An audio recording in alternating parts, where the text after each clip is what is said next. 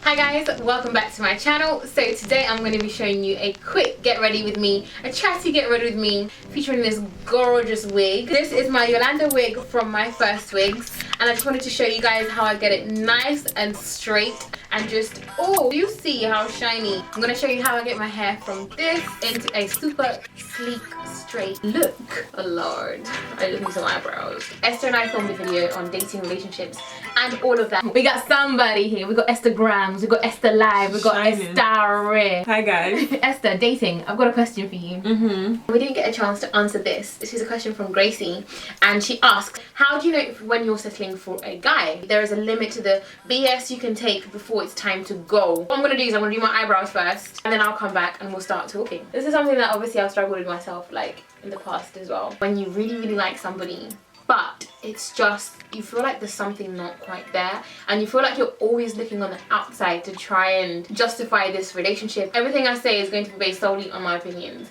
so don't take it for the freaking Lord's word. You have to go on a few dates to see consistency, or rather the lack of the consistency, for you to try and establish whether you're going to be settling. I get invested in the guy very quickly, so I'm always kind of ready and eager for them to be kind of the perfect guy, or for them to be the person for me. And then sometimes it turns out that in fact they ain't shit. You don't want to settle for somebody who's not actually yours, but you just kind of have these expectations for them to be yours. Does that make sense?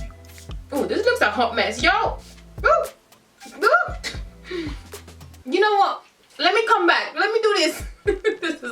You have to trust your gut. Just trust that feeling in your gut that's telling you to either run away, run a mile, do a marathon away from this guy. Trust that feeling, because your gut never lies. Your head can play you. Like, your head can actually play you. Your head will be coming up with all sorts of reasons as to why you should date, you should carry on dating this guy, you should carry on seeing this guy. For the most part, your gut isn't wrong, and there's a reason why you're not feeling the guy properly, or there's a reason why you're not feeling him as you normally should. Second to that, there's certain things that we want, I suppose, like almost like a list that we would have or should create before you go into a relationship with a guy. Does he meet like your core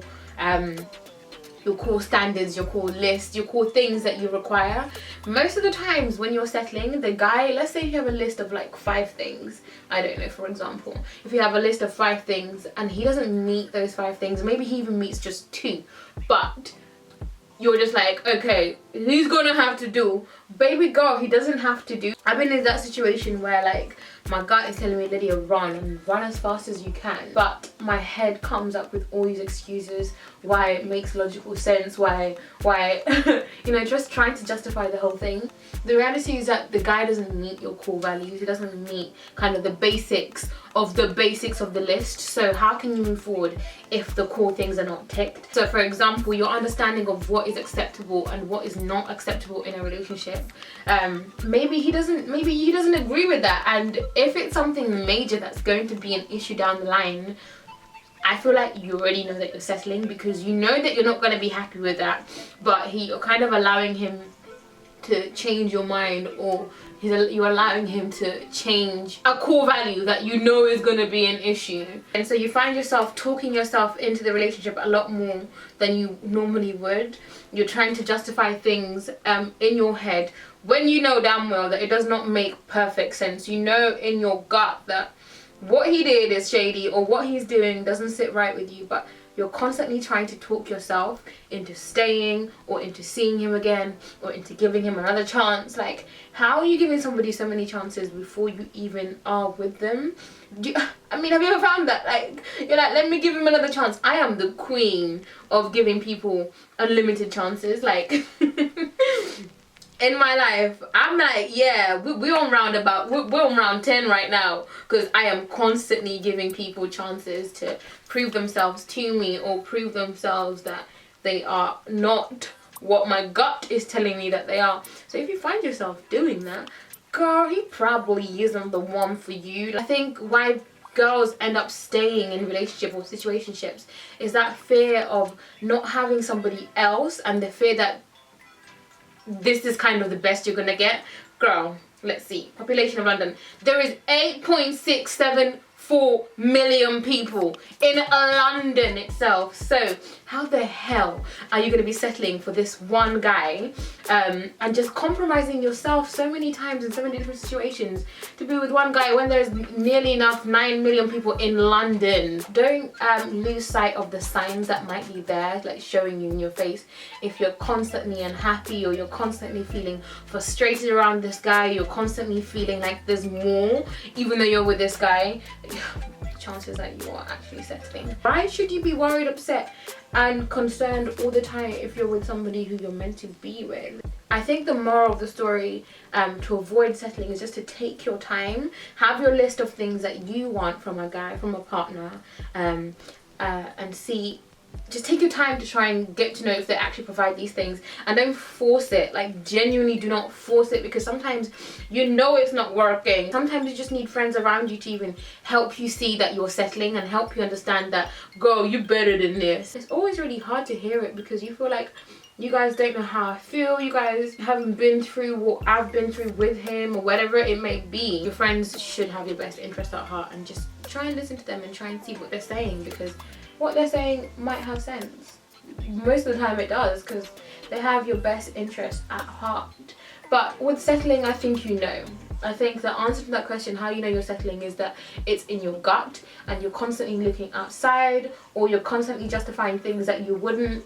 You're accepting below your standards, you're accepting things that you wouldn't roll with, but you find yourself accepting it for whatever reason, whether you're really physically attracted to the guy or whatever it may be. He's got money, he's got whatever it is that he has that has got a hold over you that you feel you don't, or you can't or won't get from someone else. Tito Aya asks, talk about adulting now that you have a full-time job and buzzing social life. Lol. It's not easy. Like, being an adult is not fun. Number one, bills.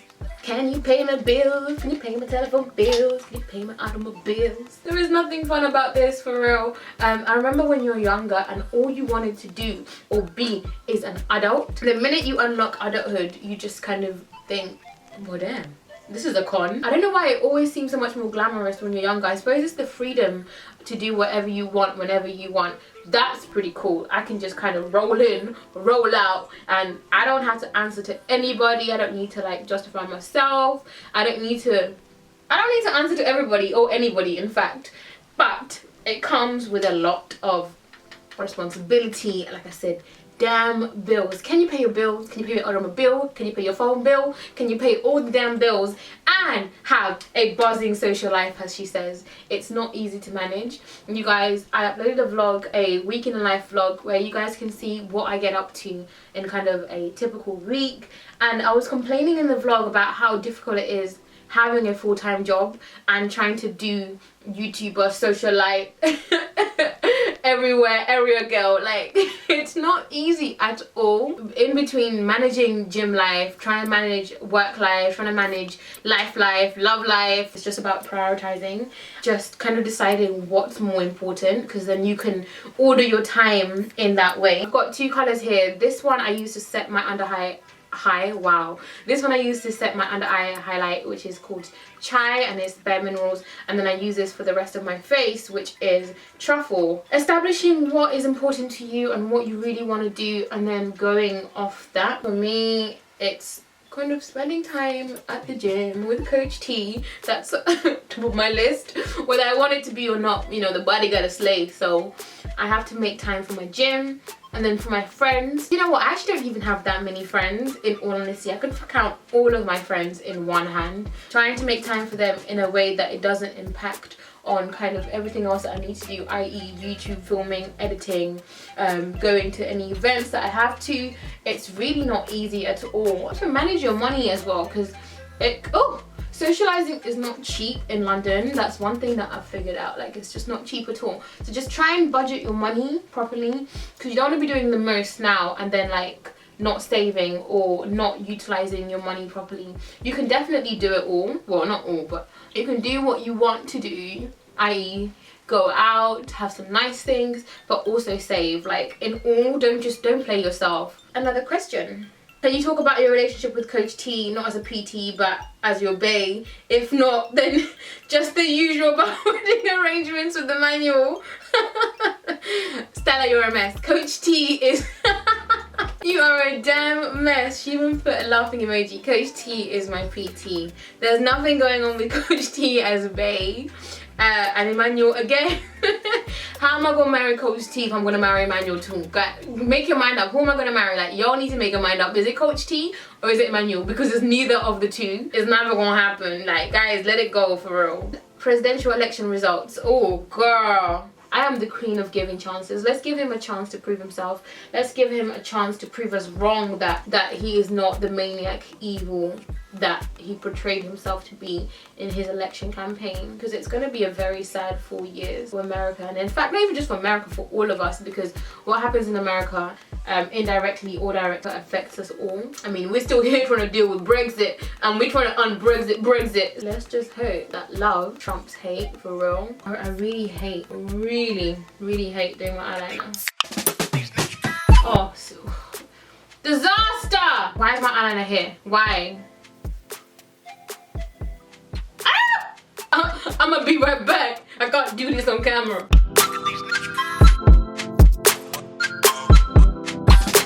That's gone on first time. Guys, this never happened. I'm normally struggling like for a good 3-4 minutes with an eyelash. This is a fluke.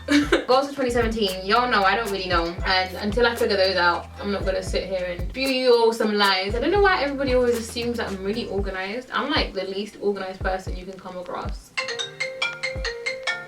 Mom is calling me. Does anybody else love their parents the way I love my parents, for real? The older I get, the more I appreciate my parents for who they are as people, as individuals, as opposed to being mom and dad. And I'm just kind of getting to know them all over again. It sounds weird that I'm getting to know my parents all over again. Of course, they've been my parents and they've been around my entire life, but I'm just seeing them differently as opposed to just the umbrella of mom, dad, the provider. I like them. I really do like them as people. My cheeks are so pronounced and my cheeks get really fat really quickly. Like, when I get fat, it starts at the cheeks. My lips need some exfoliating, clearly, as you guys can see, and my my nips do not need exfoliating. My lips, however, I'm gonna wipe off some of that flake. Ooh, this is not the look.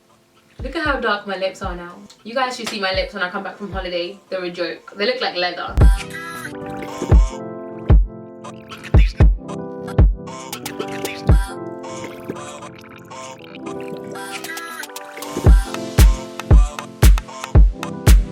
Guys, we are nearly done! Did you guys enjoy that? Let me not lie, I'm not happy with this highlight. Okay, I am. I lied. To start with, the wig, when it comes, it's a little bit big on the sides. This here is too big for me. Yours might fit you properly, but mine is a little bit too big. So I'm gonna cut around it, just around the ear here, just to ensure that it fits. See, I feel like that fits better now there's no flap, and I've just cut about this much from the wig. We're gonna do the same for this side also. So back to the questions. Long distance relationship, somebody asked about them. I was once in a long distance relationship. Obviously you don't get to see them as much as you would a partner who was in the same town area as you.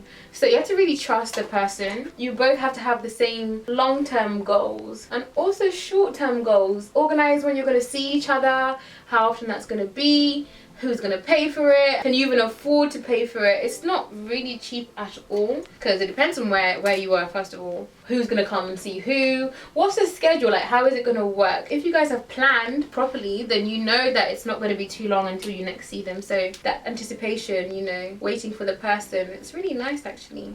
Oh yes, you see how amazing the straighteners are, like, you sick. Some of this on my hair.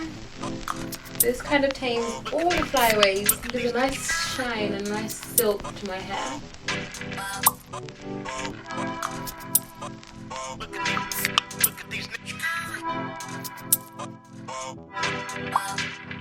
I'm tired of talking. I'm done for today. Like, this is the last. I'm gonna be a mute for today. Let me know you enjoyed the video by hitting the thumbs up.